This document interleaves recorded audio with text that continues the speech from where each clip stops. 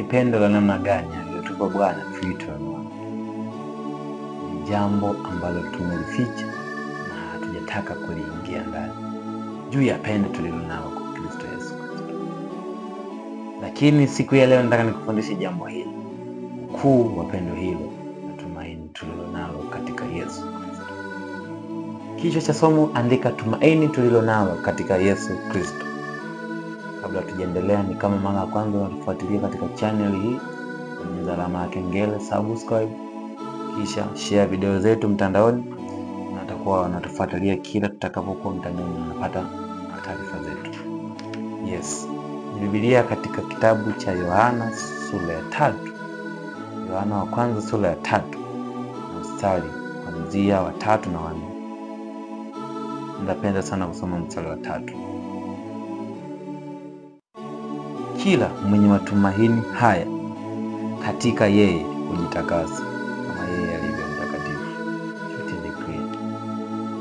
Mwanzo anasema, mwanzo hapa mstari wa 3. Tazameni ni pendo la namna gani alilotupa Baba kwamba tuitwe wana wa Mungu, na ndivyo tulivyo. Kwa sababu hii ulimwengu haututambui. Usihangaike kutambuliwa na ulimwengu. Kama umeshakuwa mwana wa Mungu, ulimwengu hutokutambua, kwa kuwa haukumtambua yeye. Baba yako hakutambulika. Yesu hakutambulika. Yesu ulimwengu ulimkataa, baba lao mwenyewe. Lakini wewe ni nani? Nataka ulimwengu ukupende, afu na uendelee na utumishi, afu na ulimwengu unakupenda. Nothing you do, unafanya kazi bora. Kila mwenye matumaini haya katika yeye hujitakasa kama yeye alivyo mtakatifu. Mungu wetu ni mtakatifu sana.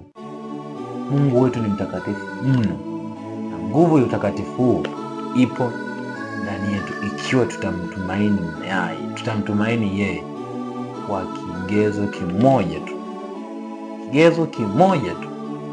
kigezo cha kumwamini, cha kumtumaini na cha kumfanya yeye Yesu Kristo kuwa ngazi za maisha yetu. Tumaini tulilonalo ni katika Yesu Kristo pekee. Tumaini tulilonalo ni katika Yesu Kristo pekee. Na katika Yesu Kristo tumaini hilo, sharti ni moja. Hakuna sharti lenyewe. Hakuna tumaini lisilo na masharti. Hakuna mkopo usiokuwa na credentials au ribas. Lakini tumaini hilo tulilonalo katika Yesu Kristo, tunapaswa kuwa ni watu mtakatifu. Biblia inasema kila mwenye tumaini hayo. Ikiwa tu umemtumaini Yesu Kristo, jitakase siku hata siku. Ikiwa umemtumaini Yesu Kristo, jitakase siku hata siku. Hujui matendo yako, inawezekana umemkosa Mungu kufikiri, kuonja, kuona, kutembea kwa ubongo na fikra zako, mawazo, umemkosa Mungu. Bwana anakuambia siku ya leo, wewe mwenyewe anakuambia siku ya leo, wewe mwenyewe, kwamba kwa sababu unalotumaini katika yeye, hakikisha unajitakasa. Ukishindwa kujitakasa, hauna tumaini pia katika yeye, kwa sababu yeye anasema hivyo.